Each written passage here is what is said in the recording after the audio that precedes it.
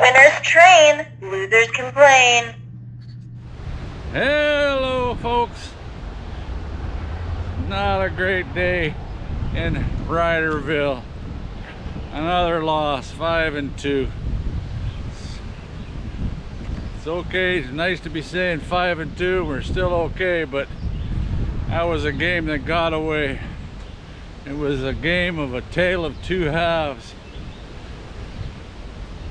I was already planning my victory dance out here, and I had it all visions of what I was going to be stomping around the bush, dancing away, cheering for a victory for the Riders. And in the first half, second half, right, I might have jinxed the Riders.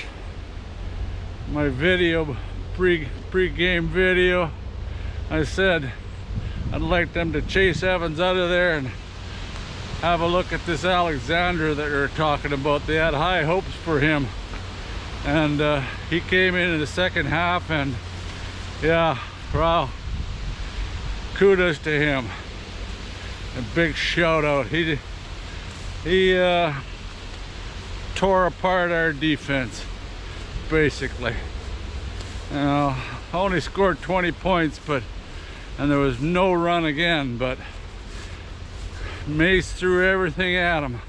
The kitchen sink a few times, 7 guys coming, rushed 3, it threw it right, perfect ones when they rushed 3. He just split the linebackers and the DBs perfect.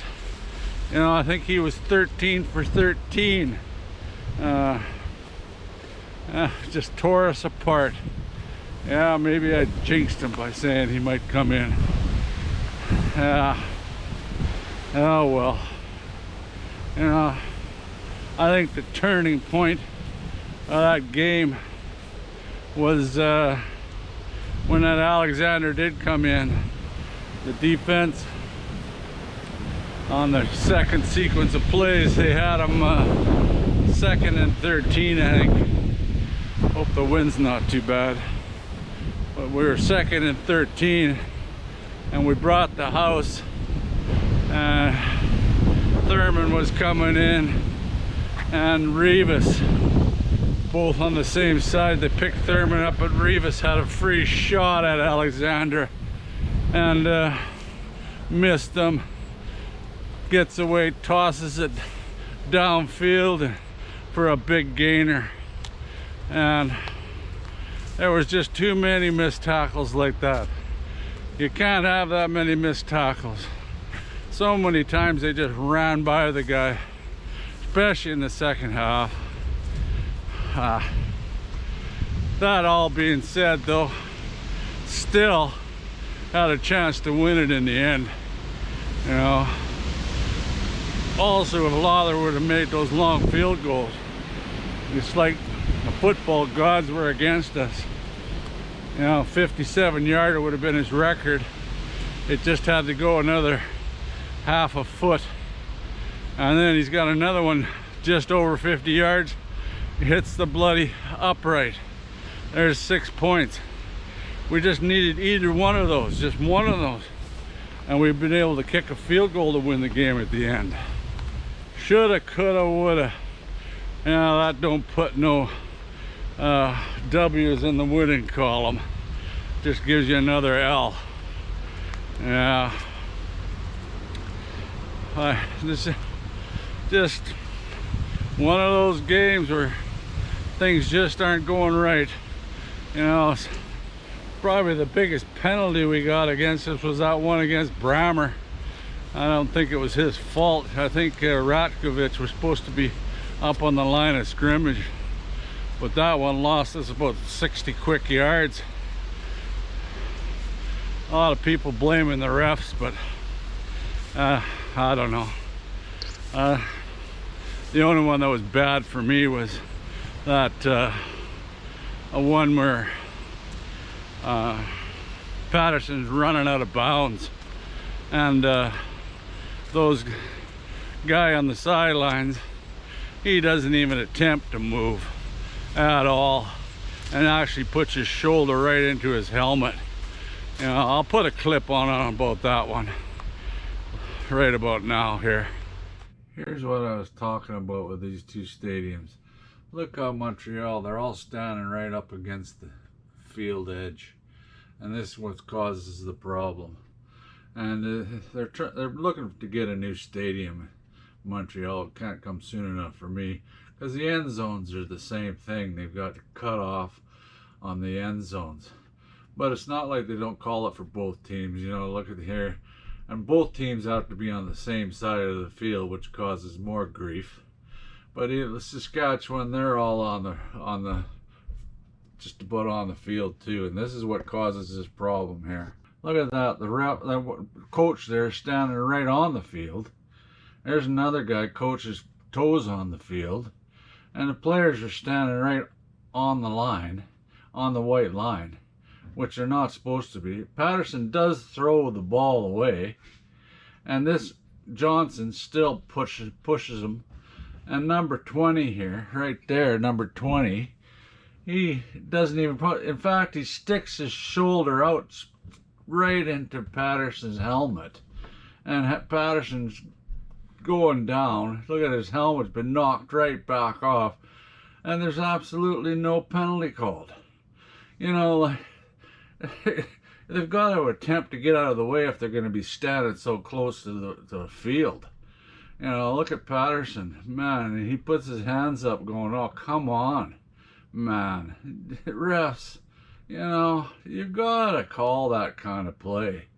Yeah, it's definitely intentional, and there was no flag on the play. Anyway, then another one I wish he would have called a challenge on was Alfred's fumble. I got replayed that a few times. It was so close though, but as far as I'm concerned, with my green colored glasses, I don't know, people down below can comment, but I think that ball was, he still had the ball and his knee was down, so that should have been Saskatchewan ball. That turnover is costly. You know, the turnover, I said to Rough Rider gal, I said, we're 10-3, and we already had a couple turnovers. Listen to that wind. Hope these big trees don't come down. Sometimes you can hear them coming down here. But I said 10-3. We've had too many red zone visits and not ran the score up on them and and killed them, took them out of the game. You can deflate them fast. But after that play I said was Revis missing the quarterback and them going down to score the touchdown, voila, gave them all the life they needed. All of a sudden the defense comes alive, and we don't adjust, you know, especially in the end there. They were bringing the house, had 7 guys on the line of scrimmage several times. You know, that Sankey and Brammer, I can't remember the other guy, number 30 anyway, for Montreal. Number 30 had free go right at him. Man, you gotta have a play plan to dump that ball off quick, and they didn't seem to have it. You know, they got through or knocked it down. The one, Patterson just had to put a little more air onto it, and it would have been a touchdown. He was wide open. He just rushed it a bit too much and overthrew him. Where that Alexander or whatever for Montreal, he played outstanding, bloody outstanding. Man, they got a good prospect there. Goes to show you, folks, you can put a lot of these guys in the fire and they just put the fire out and move on. Here's what I was talking about. Man, oh man, just missed this one. Yeah, wow, it broke off from way up there. Holy moly. That I heard if it had hit Rough Rider guy, that's for sure. Sheeshka. Bloody wind. Severe, severe. Ryder, let's go this way. Come on. I'm gonna have to get out of the trees here today. This wind is pretty bad.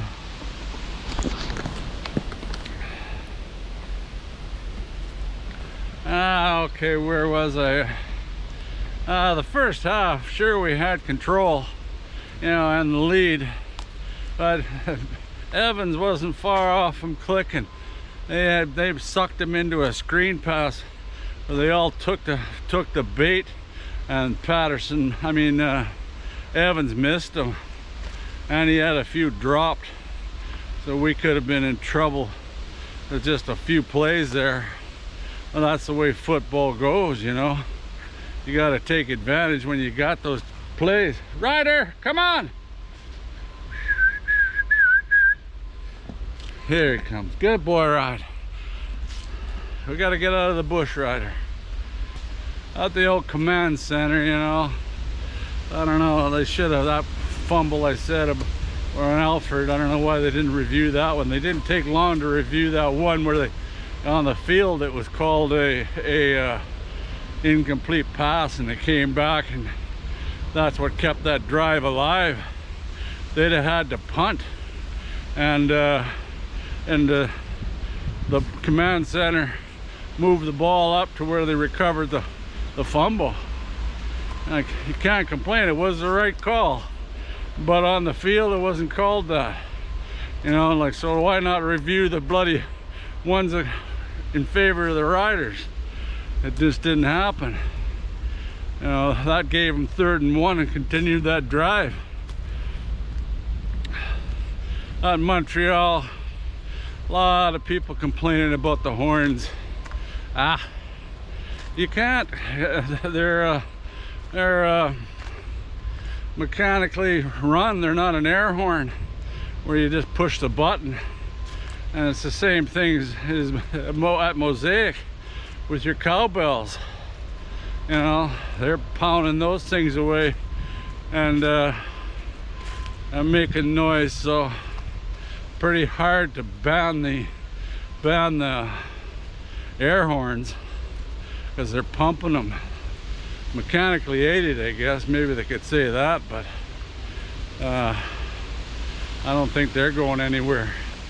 I agree with them. It takes me a long time to block those things out.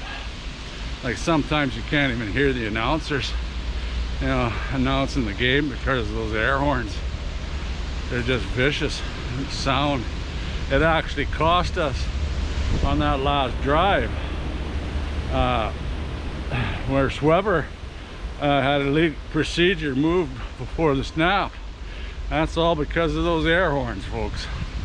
That's your 5th man or your 13th man, and that cost us. We have managed to get a first down, but we put our play selection and used up some of our clock. They're trying to get a new stadium there in Montreal. Like in that clip, I explained what I was talking about with them all standing on the sidelines. It actually cost Montreal a good touchdown chance in the one end zone. He'd have been wide open if the end zone's not chopped off at an angle and takes away the field. Cost them, not us, but that's, you can't blame the field, can't blame the refs. There's just some plays that were not completed, and we're aggressive, but too aggressive, just running right by the guys. So many times they just on the swing passes and everything. Like, that's basically all they could use that Fletcher for, their running back. They couldn't run them, you know. Like, again, we absolutely killed the running game, but we're just allowing too much yardage on passes.